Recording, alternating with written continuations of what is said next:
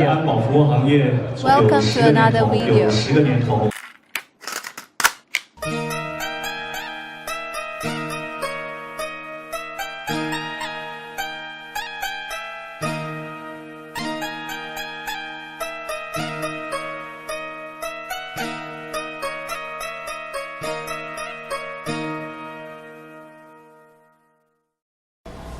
I'd like to stress that if you've come here for politics, you've come to the wrong place. This video is not about politics. This video is about my first impressions of India and, well, my impressions in general of life on the streets in India and in China. Although I am qualified to talk about China, having lived here for over 10 years, I'm not as qualified to talk about India because, well, I only visited India for 10 days. I did, however, manage to soak up a lot during those 10 days. So let's start off with my first impressions. My first impressions of India is that although it's chaotic, it's very colorful and vibrant, very friendly, very diverse, but also very dirty and poor. My first impressions of China when I first arrived was, although it also shares a lot of similarities with India, being chaotic and vibrant, it was a lot more modern, I felt, and lacking in diversity. In other words, people are very much the same and very, very, very money driven.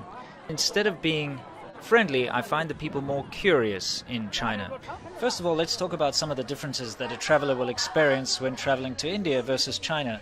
And I may as well start with the language, since in India almost everybody could understand English and speak a little bit of it, even the taxi drivers or tuk-tuk drivers, etc.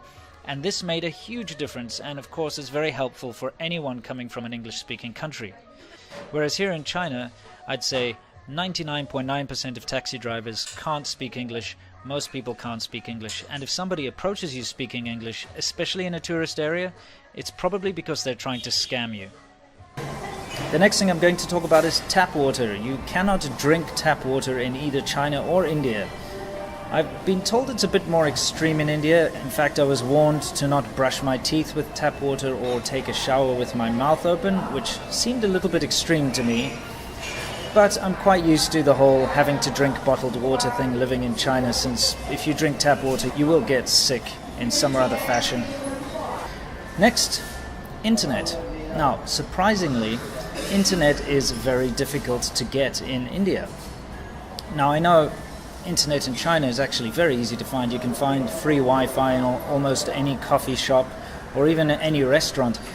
However, it's censored, so it's pretty much useless if you're trying to check your Gmail or go onto YouTube or Facebook or whatever. You wouldn't be able to use those services anyway. But in India, I found it very, very difficult. There was no free Wi-Fi. I had to pay for internet if I wanted to use it. And for instance, at my hotel, I had to get special vouchers every day with special passwords in order to use the internet. So the internet, I found, even in the big airports, was very, very difficult. I had to produce my passport and I had to get a special code which only lasted for a short amount of time. So access to the internet in India is surprisingly a lot more difficult than it is in China. Now, there's a very interesting habit that most Indian people have, which I'd not seen outside of India, and that is a head-shaking thing that they do when they are nodding in agreement. But it's not the nod that we're used to in the West, you know, sort of yes nod. They do a left and right thing. I can't do it. You'll just have to see it. In fact, I probably have a little clip over here of someone doing it. Now, this just means yes. And I was very confused at first because I tried to order something at a restaurant and I said, I would like 2 fried eggs. And the waiter did this and I thought he meant no. So I said, okay, how about some chicken or whatever else was on the menu? And he did it again. So I honestly thought that he kept saying no and I was getting quite frustrated. But I picked up very quickly that this actually means yes or acknowledged. So as you're talking to people, you'll see them shake their head. And this just means they're saying yes or agreeing with you. Right, let's talk about food and drink in India. First of all, religion plays a huge role in the different kinds of food and drinks that you can get. For instance, there are a lot of vegetarian restaurants in India due to the religion. In China, of course, vegetarianism isn't really a thing. It's very rare. So everywhere you go, you'll find meat. And you'll find pork, you'll find beef, you'll find every kind of meat, chicken, whatever. Because there's no religious taboos on eating any kind of meat. But in India, you can't eat cows, obviously. And some religions require you to be vegetarian. So you will see a lot of veg only written on restaurants, and I suppose it's actually quite delightful for anyone who is a vegetarian. I was very surprised to find out that the Indian food that I'm accustomed to eating, or was accustomed to eating back in the West, is very different to the Indian food you actually find in India. Right, let's talk about drinking culture in India versus drinking culture in China. Now, first of all, those who've watched my videos before are probably quite aware that drinking is a very big part of Chinese culture. And not only amongst families during big celebrations, but business deals are concluded usually over a lot of drinking, usually drinking hard alcohol like baijiu. And it's rather juvenile, to be honest. There's a lot of trying to prove who can be the strongest by drinking the most, but that is the Chinese drinking culture. Now, unlike in China where religion is non-existent, because, well, it was banned in the past, and although you're allowed to practice religion, if you like, these days, nobody really does because, of course, all the religion's been lost. India is an incredibly religious place. You walk around on the streets and you'll see people in all sorts of different religious garb, people practicing various different religions. You'll see a Muslim school right next to a Christian church, right next to a Buddhist temple. It's really interesting, and I must say quite fascinating to see all the different kinds of religions all working together, or all living together, I should say. Now, due to the fact that religion is an incredibly big and strong part of Indian culture, drinking is very frowned upon. And I suppose most religions actually don't approve of drinking, and so it's very difficult to find a drink. Probably the most interesting part of my trip to India was the adventure that I had trying to find a drink. Now, there were signs posted all over my hotel room saying, no alcohol allowed on premises. There were no restaurants that would allow me to drink inside. So I was walking around trying to figure out where a person can find a drink. And I noticed every once in a while sort of an inebriated scoundrel stumbling out or being thrown out of these really dark, dingy-looking little bars. And they were sort of hidden away on back streets. They weren't that easy to see.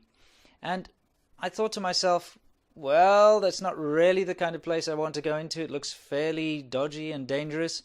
But you know what? I'm having an adventure. I'm in a different country. I can take care of myself. I'm going to go inside and check it out. So I found one that didn't look too bad, and I walked inside, and it was very different. First of all, there are cubicles that you sit in. So they lead you in and sit you down in your own little cubicle. It's very small. It probably can fit 2 or 3 people maximum. And it's blocked off from everyone else. So you can't see other people drinking, and they can't see you drinking. Then another thing is that all the lights are turned off in the place. You've just got light filtering in from the windows, and all the bars were also sort of underground, level down. So you're sitting underground in the dark with light filtering in from the top. And I suppose the reason for this is to more or less hide your identity. You don't want people to walk past and see that you're drinking inside the bar. Well, whatever the case, I sat there, I had a beer in this first bar, and had a chat with the manager, and actually very friendly people, and I was very surprised, and a lot of my worries were alleviated because it seems like that's just the way things happen there. So I went to a couple of these little bars, and I actually met some very nice and interesting people, and learned that it's quite common for some people. Well, the people I was talking to, they were mainly sort of construction workers or long-distance bus drivers, or, they're very sort of low-income earners that hang around in these bars. I suppose if you've got money, you probably drink at home. And they were telling me how it's quite common for them after work to come and have a couple of tots of whiskey before they go home. Obviously, it's to fortify themselves before they have to go face the family. And I actually had a lot of fun and met some very interesting people, and it was very interesting to see how different drinking culture was over there. Now, please bear in mind, I do realize that it can't be like this all over the whole of India. I do know that in places like New Delhi, it's a lot more open. There's a bar scene there, and people can go out and drink with their friends, etc. And it's not as frowned upon as it is down here in Mangalore, where I was. But I did pass through New Delhi and Mumbai and all the way down to Mangalore, and I did see that alcohol wasn't really very widely accepted. So it turns out these bars weren't as bad as I was expecting. I was expecting them to be dangerous and full of scoundrels and really dodgy, but actually I met a lot of friendly, interesting people, and I had a good time. Yes, they were dirty, full of flies, and, well, a bit weird, but I really did have a good time. So this brings me on to this little point I want to make here. And that is, before you knock something, try it. And in fact, I've just done a video about this. I had a lot of preconceived notions before coming to China. And when I got to China, obviously found out that most of them were wrong. I'm going to link you to it here. Please go and check it out. Let me know what you think. I hope you found this video interesting. I just have to say that my little adventure to India was absolutely wonderful, and I can certainly recommend it. Anyway, until next time, thank you for watching. Can't wait to see you in the next video. And as always, stay awesome.